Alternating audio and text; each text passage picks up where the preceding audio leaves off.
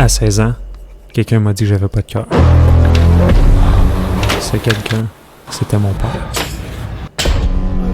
Il m'a dit ça parce que j'utilisais pas mon plein potentiel quand je jouais au hockey. Puis le pire dans tout ça, c'est qu'il avait vraiment raison. Je faisais le party, j'étais vraiment pas concentré sur la game.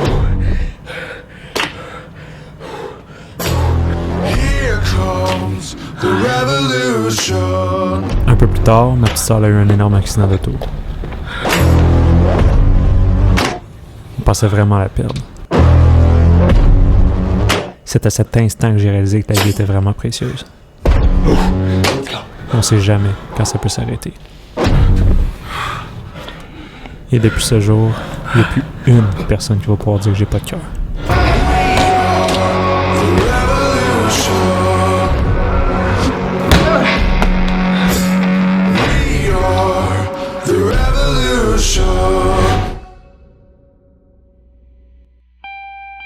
Donc, faut que tu pratiques ton français, Matt. C'est quoi No Earth? Pas de cœur.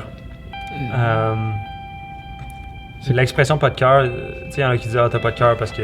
Expliquez le concept en derrière de la vidéo qui juste est sur le screen. Très bien.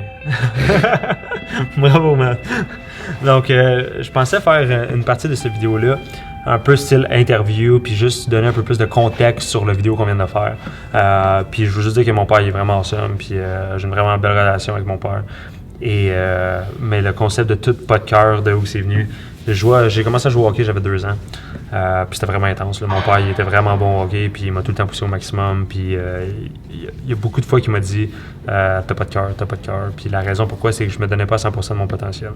Puis je pense que c'est vraiment important de faire tout au maximum. Puis dans le temps, quand j'étais juste un enfant, je comprenais pas. Moi, je voulais juste jouer, puis j'étais pas vraiment. Je voyais pas nécessairement mon potentiel, puis je croyais pas nécessairement en moi. Puis mon père essayait de me montrer tout ça.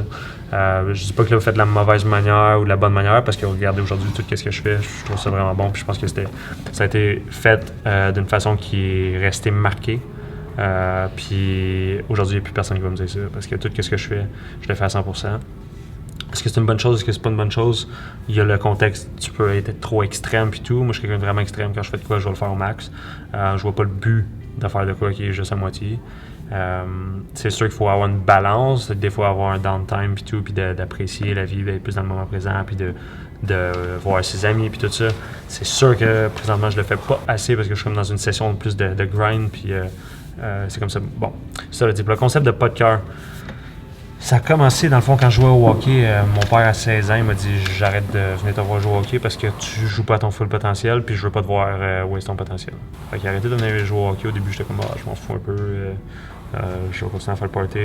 Puis c'est pas mal ça. » Puis tu sais, j'arrivais à mes games, les lendemains de veille, j'étais pas 100% focus. Peut-être parce que c'était pas vraiment ça que je voulais faire, jouer au hockey professionnel. Mais j'avais le potentiel. Tu sais, j'étais vraiment un bon joueur.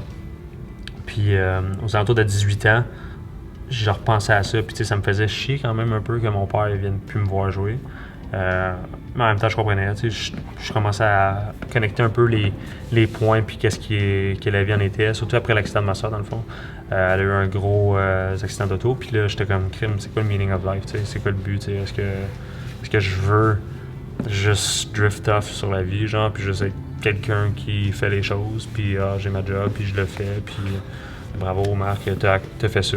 Mais je me suis dit, crème, le but d'être ici, c'est vraiment d'être capable de partager au maximum, puis en même temps d'avoir un impact positif sur le monde autour de toi. Parce que quand tu es à 100%, puis quand tu fais tout avec ton cœur, quand tu es vraiment all-in, puis investi dans tout ce que tu fais, qu'est-ce qui arrive, c'est que tout le monde autour de toi, ils le ressentent. Puis ils sont comme, oh mon Dieu, moi je vais être à côté de ces personnes-là parce que tout ce qu'elle fait, premièrement, ça réussit. Pas parce que ça réussit la première fois, mais juste parce que c'est quelqu'un qui va s'arranger que ça va réussir. S'il met sa tête puis toute son énergie pour accomplir quelque chose, il va le faire. Puis quand j'ai commencé à faire ça, j'ai vu ma vie elle a changé complètement. Puis là, j'ai compris vraiment ce que mon père essayait de me montrer, que c'est important d'être le meilleur dans tout ce que tu fais. Puis quand je dis le meilleur, c'est pas se comparer aux autres, mais d'être le meilleur de ta personne.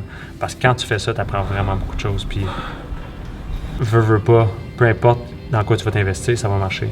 Même si, exemple, maintenant, même si je perdais tout ce que j'ai, Puis là, quand je dis ça, c'est genre, mettons, je perds ma maison, j'ai plus de salaire, j'ai plus rien pantoute. Je sais à cause que la façon que j'ai été investi dans tout ce que je fais, que je peux me trouver une job demain.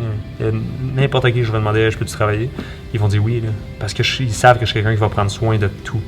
Que je vais tout faire à 100%, que ce soit du service à la clientèle, que ce soit de construire un produit, que ce soit peu importe ce que je vais faire, que ce soit ramasser les poubelles, ils savent que je suis quelqu'un qui va le faire à 100% si je m'investis dedans. Fait que c'est un skill qui se développe à long terme, puis je pense que le but dans le fond de faire cette vidéo-là, c'était vraiment de vous montrer un peu comment je l'ai eu, puis pas nécessairement d'avoir des parents qui vous poussent de même au max. Il y a beaucoup de parents qui sont assez soft, puis je trouve ça correct. Puis est-ce que je vais être super dur sur mes enfants? Pas nécessairement. Je vais peut-être le faire d'une autre façon que de, mettons, me crier après ou d'essayer de me le montrer de cette façon-là. Mais en même temps, ça a fonctionné. Il n'y a rien enlevé. Mais ça reste que je pense que c'est un concept que tout le monde devrait s'investir à 100% dans tout, parce que je vous garantis que 98% de la population, ils font juste faire les choses. Ils ont un job, il faut qu'ils rentrent de 8 à 5, ils rentrent de 8 à 5. Il faut qu'ils fassent une tâche, ils vont juste faire la tâche, ça ne sera pas plus que ça. Mais quand tu te donnes à 100%, c'est là que vous avez des augmentations, c'est là que vous êtes promu, c'est là que vous voyez un changement total dans votre vie, puis ça build le momentum pour la prochaine étape.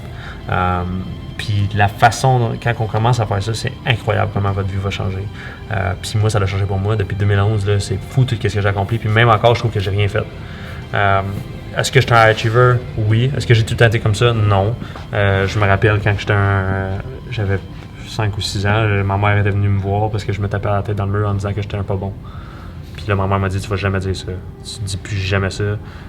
Parce qu'elle savait que le pouvoir des mots puis du self-talk, de la façon qu'on se parle à nous-mêmes, là, ça reflète beaucoup sur notre vie. Puis c'est ce côté-là aussi de ma mère qui m'a vraiment beaucoup montré que quand tu crois en quelque chose de 100%, puis quand tu fais des affirmations, puis quand que tu te surrounds avec du monde qui sont positifs, quand que tu visualises, c'est fou comment tu peux changer ta vie. Puis mon père aussi, ça c'est une des choses qui m'a montré beaucoup, c'est la visualisation. Je me rappelle avant les games, on prenait 2 heures puis il montrait, il avait acheté des boards, il était même pas le coach de l'équipe, puis il nous achetait des boards avec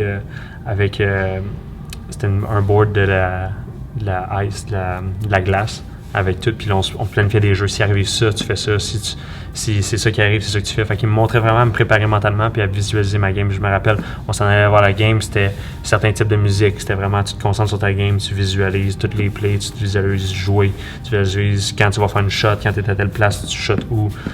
C'était vraiment tout le temps de la visualisation. Puis ça, j'ai vraiment beaucoup appris de ça. Puis c'est pour ça que maintenant, peu importe ce que je fais, je visualise vraiment à 100% le résultat que je veux. Puis ça fonctionne, c'est fou, là.